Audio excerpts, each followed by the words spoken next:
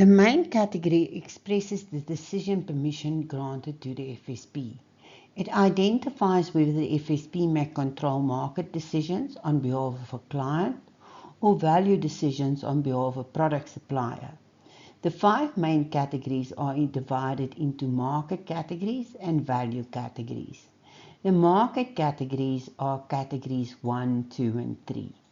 Category 1 represents an ordinary client relation. Category 2 represents discretionary client relationship, and Category 3 represents an administrative client relationship. The value categories are categories 2A and 4. Category 2A represents a hedge fund management relation. Category 4 represents an assistant policy administrating relation. For the regulatory exam, you must understand the 3 market categories and be able to perform a market category analysis for categories 1, 2, and 3. You are not required to perform a category analysis for the value categories. For these categories, remember only that category 2A is a hedge fund manager and category 4 is an assistant policy FSP. Main categories 1, 2, and 3 indicate whether acquisition control or distribution control is retained by the client or delegated to the FSP. Acquisition control is the authority to decide whether to purchase, dispose of, invest or disinvest from a financial product. Distribution control is the authority to control access or the distribution of rights, benefits or values attached to the financial product while acting in a custodial administrative capacity. Category 1, General Relation. Category 1 applies where a general client relation, also called an ordinary relation, is maintained.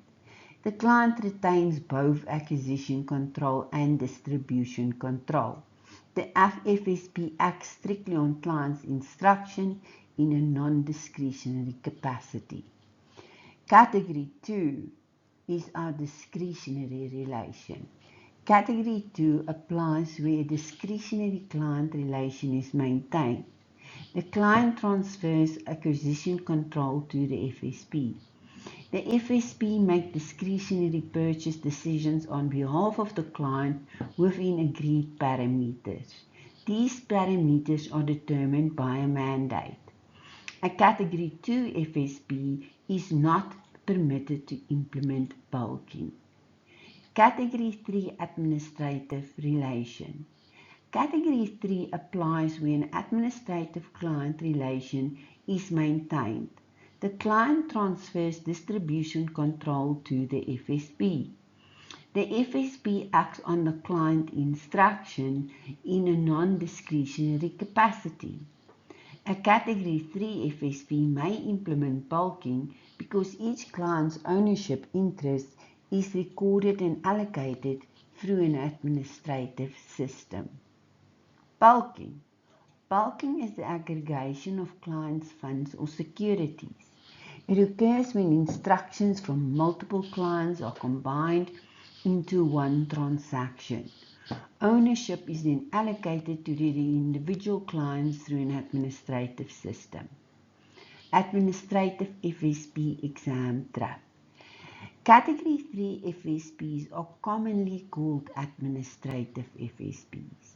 This does not mean an FSP requires Category 3 authorization merely because it performs ordinary administrative duties for a product supplier. The name comes from administrating ownership interest, where the Category 3 FSP implements bulking and uses an administrative system to record and allocate each client's ownership interest. Ordinary administrative activities performed for a product supplier do not by themselves require Category 3 authorization. Now, transfer of both controls. There is no separate main category for a relationship in which both acquisition control and the distribution control are transferred. The phase framework applies the activity-based classification principle. One activity means one classification.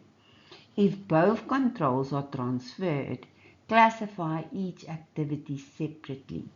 Authorization in Category 2 and Category 3 is required. Remember, Category 1, the client keeps both controls. Category 2, the FSP receives acquisition control. Category 3, the FSP receives distribution control. Let's look at the two ways in which an FSP may receive authority to exercise value decisions. The first way is through a binder agreement. Under the Insurance Act, a product supplier may transfer certain value decisions to an FSP by entering into a binder agreement. However, the binder requirements prescribed by the Insurance Act must be complied with. The binder agreement gives the FSP contractual authority to perform the specified binder functions. Because the authority is obtained contractually through the binder agreement, no additional phase authorization is required for those binder agreements. The second way is through specialized main categories. Under the phase framework, in these specialized main categories, the FSP may exercise value decisions by virtue of its FSP authorization instead of receiving authority through a binder agreement. These specialized value decision permissions are reflected in categories 2A and 4. Let's begin with category 2A. Category 2A applied to hedge fund managers. It regulates the discretionary management of investment portfolios on behalf of a hedge fund or fund of hedge funds. A detailed understanding of Category 2A is not required for the regulatory exam. However, understanding of collective investments will give you a better perspective on the RE content. Now, let's look at the historical context of Category 2A. Category 2A was originally introduced to regulate hedge fund managers before hedge funds became collective investment schemes under the Collective Investment Schemes Controls Act, CISCA. Hedge funds were declared to be collective investment schemes with effect from 1 April 2015. From that date, hedge funds became subject to the CISCA prudential framework. Category 2A remains a recognized category under the phase framework and has not been repealed. However, its original purpose has largely been overtaken by the CISCA regulatory framework. As a result, most hedge fund managers now operate within the CISCA framework while remaining subject to the applicable phase conduct requirements. There are certain definitions that relate to hedge funds, like leverage and short selling. I have included them in the text.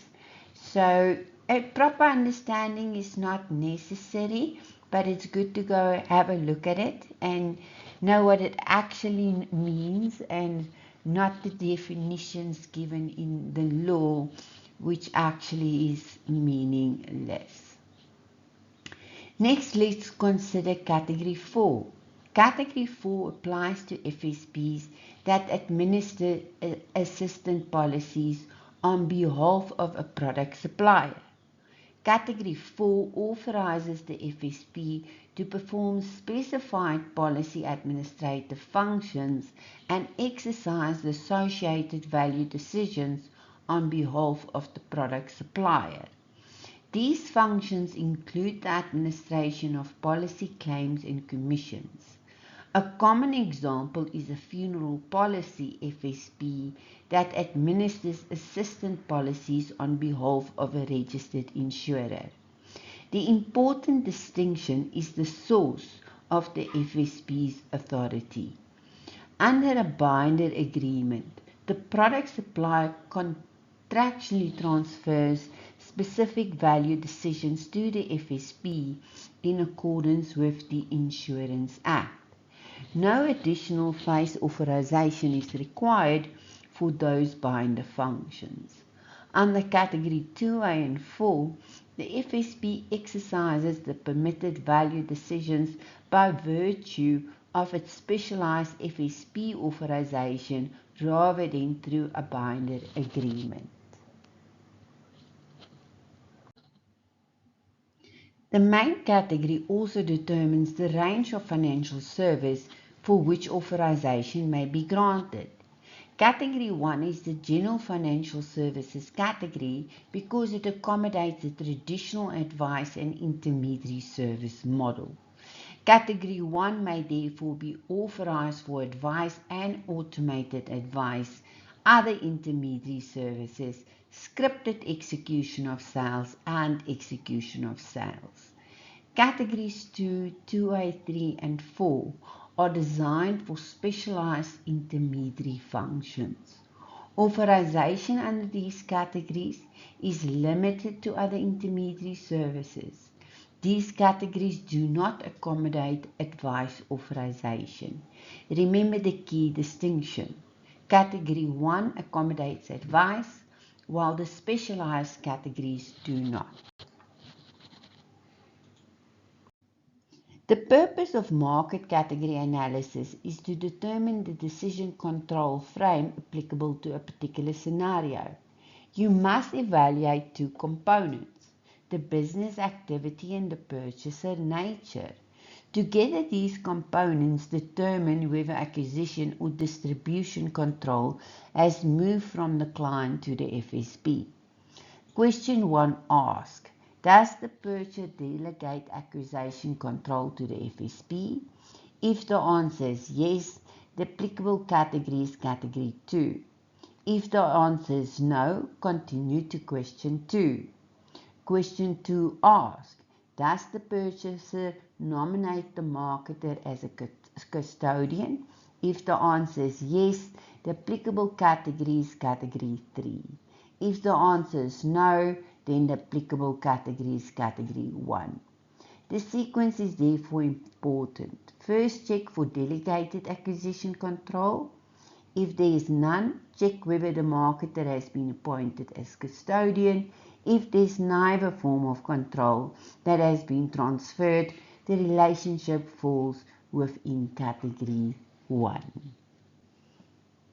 Please remember also to go through the examples in the text. There are examples on all three scenarios, so please go take a look at those examples as well.